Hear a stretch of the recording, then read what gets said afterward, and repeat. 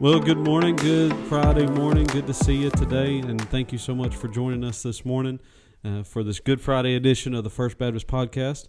And we're so glad that you tuned in with us. We just want to kind of give you some updates on what's coming for this Sunday, and just give you some information. And so we are so excited for this Sunday, what's coming, what we believe the Lord's going to do. And so it all starts very, very early that morning. Absolutely. We'll be in the prayer garden at 7 a.m., Brother There's Delbert. 2 of those. Oh, my goodness. There's 2 of those in the day. I didn't realize that. Yeah. Until I don't know. Yeah, I know it. Well, when you have a 4-year-old kicking you in the back at 6:30, you start to realize there's a 7. But there's 2 7s. Okay, I'm blind. You took me for a minute there. 2 7s. I thought you meant like 2 Easter services or something. I was like, wait, what you talking about, Willis? No, it's 2 7s. Oh yeah. There's 2 5s in a day. 2 I 3s. don't see that 4s. No. But yeah, so we've got a 7 o'clock sunrise service in the prayer garden. And who's doing the preaching? Brother Delbert from the Nazarene. We partner with other churches in the area this time of the year, so we'll have him. We're trying to get Brother Jimmy Malone to come and play and sing a little bit to kind of get things kicked off. And then Brother Delbert will have a message. And then 8 o'clock, as you're waking up, moving around, come on up, get breakfast. We'll have breakfast in the well at 8 and have breakfast together. Then at 9:15, we'll start Sunday school. Have a good time with Sunday school, kicking that off and talking about the resurrection, talking about the return and all that kind of stuff. So we'll be having a good time in Sunday school. Glad that seeing, hearing you're teaching our 25 to 35s or somewhere in that neck of the woods. Our youngsters, young married folks, or young career-minded folks, all that kind of stuff. And then I take the lead from after that. I get them from about 40 to 60, somewhere in there. And we'll teach. And then Brother Ronnie. So we have all kind of good teaching going to happen that morning for Sunday school. And then 10:30, we'll bring it in with some worship and get things going. Yeah, it's going to be a good day. We're so excited just to be at Easter again. I mean, we celebrate this stuff all year round. This is nothing new for us, but just the extra emphasis on what Easter means. And one of the songs we're singing, I won't give it away, but at one point it talks about the resurrection. And, you know, the death is wonderful, and we celebrate why Jesus came and died for us. But if he hadn't arose again, none of it would have mattered. You know, he'd just been another dead prophet. And so we not only celebrate the death of Christ, but we also celebrate the resurrection, because that's where our salvation comes from.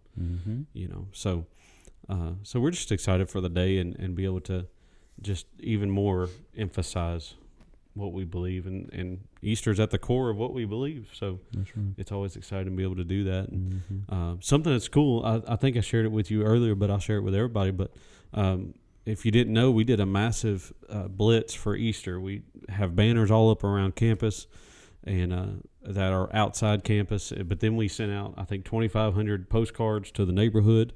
And then we did a social media blitz type thing. And I saw some numbers Tuesday. We didn't have Power Monday. Wednesday. Whatever day it was. It's been a weird week. This is Thursday. Tuesday has felt like Monday, and then Wednesday felt like Tuesday. But I saw the numbers on Wednesday, and it said impressive.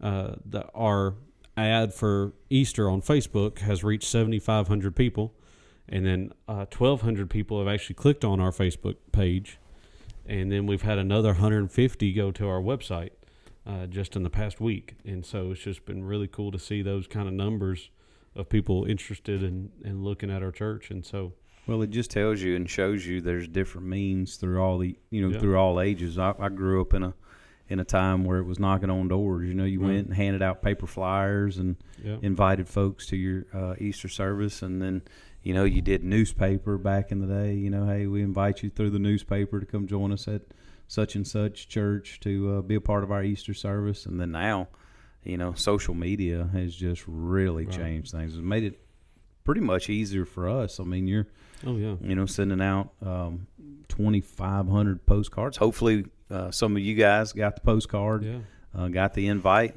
If you're a church member, I hope you went to maybe someone else that maybe you don't know, or maybe at Walmart or something like that. Go hand out that little flyer to somebody, maybe at Walmart or your favorite place to shop and get gas or whatever. Just hand it out as an invite, because it has the map. That was the coolest thing. The map's awesome. How to get here. It looks really how to be a part. So they did a great. We go through a website that does all that for us, and they do just an awesome job. Mm-hmm. So it's been really cool.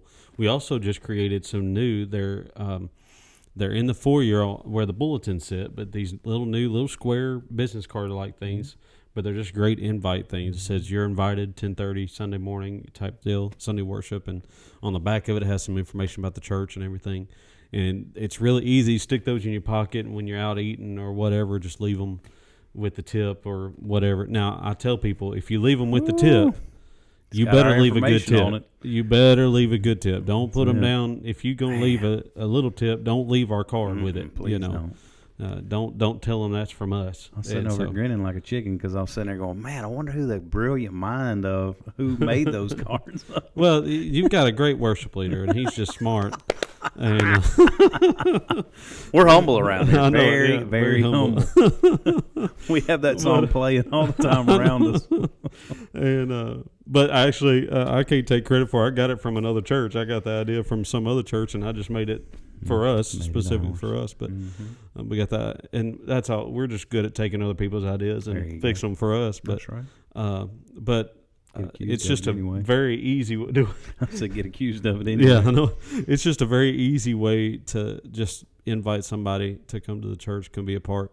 And so those are out by the bulletins in the foyer as well. Those are handy. And, that's good. And they look good, and they're real handy to do that as well. So real quick, we're winding down Experiencing God this month. We've got a couple weeks left of Experiencing God on your in-home studies. Again, there's no Experiencing God study groups this week because of Easter Sunday, but then we have 2 more after that, and we'll be winding down. I know the youth just winded down. They just finished, right? Yeah, they had it was a 9-week study where the adults were 12 weeks, so they wrapped up. We wrapped up strong. Picked up some new youth along the way as we were going. Joshua was doing an amazing job teaching and being with our youth, and then the Sunday after, he brought them on a little outing and did a Bible study out. And so it's been good. They've had a good time of growth, and we saw some growth in our youth. And I was able to go to one of our adult Bible studies and be a part of that. You've been with the youth all I've been the whole time, 9 weeks. I was with them. Your house, yeah, I actually cooked for them and you loved didn't bring nothing up to the church? Man, them rascals eat, buddy. They eat. Don't let the little sizes of them fool you. They're some eaters. I was talking with someone the other day, and who knows you, and I'm trying to remember who it was, but we were talking about when I've known you most of my life, but I knew you as the chef from the cook, on Wednesday nights, and I said, and I came here to work for him, and he don't cook anymore. No. He don't do none of it. I was like, what in the world? I got gypped on this end of the deal. I mean, what in the world? When I surrendered into ministry, I surrendered my spatula too. I gave it up. Oh goodness! Yeah, on occasion you'll catch me around my pit, and I'll cook something. But man, God just took that from me. Yeah. I don't even have that desire to cook anymore. And, but it was good. I can promise you, it was really good. So, good. But so y'all had a great time with the youth, though, and we did. It went good. Yeah. I had a great time with the adults. I really enjoyed. I really want to bring this out. I'm glad you threw that softball. Some folks in week 10, it made a good suggestion or a good thought. If you're going to a church and, maybe there's something you feel like it's missing in that church, like, man, I wish we were more of a praying church. Do we have a praying ministry? I wish we were, this or that, something that God's leading you to do or be a part of, but you see it missing in your church. Hey, tag, you're it. You're probably the leader. You're probably the one that God's leading here to this body, what we may be deficient in. We're a body, right? We're called a body. We're fingers, we're nose, we're, eyes. Many parts make up one body. And so what this body may be deficient in, or maybe we're not having it, That could be you bringing it here or bringing it out. And so don't ever say, well, I want to go to that sister church over here because I hear they have a – don't be just chasing ministry. Be the ministry. Right. Be that. And so it talked about every part of the body has a job to do. It has it has gifts to be used. And so that's why we get excited and we're, passionate, I guess is a good word, about we want you to be a part. We want you to serve because God has gifted you in areas to serve. God doesn't gift anybody to sit on their blessed assurance and not move. No. God gave you a gift for a reason, and you're to be a part of that service, part of that ministry, whatever that is. And so that's what we're passionate about. That we're passionate about. We want you to be a part of something, be a part of serving somewhere, because God has gifted you. He's given you gifts to be used for those areas. If you don't use them, they may be taken away. Yeah. Or you may just, it's kind of like that old saying, use it or lose it. You know, just like people with bilingual that can speak another language. If they're not using it all the time, a lot of times they forget how to speak it and do it. And so I lived on the Texas border for a couple of years, and I didn't get none of it. No, my redneck self would not allow that. And but you're and a shameless plug here. June, I think it's the first Wednesday in June. I forget what the day. I think it's the 7th.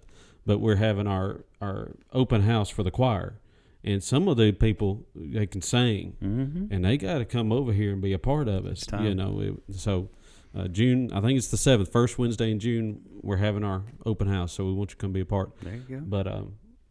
But you're right. I mean, God gives us those gifts, and He wants us to use them, not for any other reason, but to give Him glory for it. He doesn't do anything in our lives for our benefit. Hey, let me give a teaser too while I'm thinking about it, because this just jumped on me. And a lot of people, some people have asked me, hey, so are we like redoing Experiencing God in the fall or something like that? I people sometimes they talk. I think it's called gossip, but it's something like that. People discuss things amongst themselves, and they were just kind of asking me, what's next? And so I'm gonna give a teaser. There's something coming, and it's wrapped around experiencing God, but it's not the study of experiencing God. Right. So that's been our theme in 2023. How can we experience God? Where can we experience God? And so there's another study coming. Cool. Awesome. Coming soon. Awesome. Maybe coming to another life group. Or the same life group. Yeah. We'll see. Yeah. Well, it's just been, we were talking about it in our experience at God. We're sad to see it end. We're sad to see it coming to an end because we've had just such a good time together, and we've grown really close together in our group at least. Hey, I'm going to tell you a secret, okay? It's just between me and you, all right? Here's a secret. So what we want to see happen. Close your ears. Yeah, okay. So what we want to see happen is in that transition period between experiencing God and, I'm not going to tell the next one, there's going to be just a little bit of time in there. So maybe, I don't know, maybe in May, you could plan a fellowship with that same group. Maybe come to your house or go to somebody else's to have a fellowship. Maybe have a prayer time in June, because we have the revival coming in July, the two terrific Tuesday nights coming in July. Right. So maybe pray for the revival, get that going and praying and stuff like that. Maybe do a serve night somewhere in one of those things. So you don't have to quit meeting together just because Experiencing God wraps up. We want to see you continue that meeting and fellowship. That being that family is what we've created, and but don't tell anybody that. I know it, right?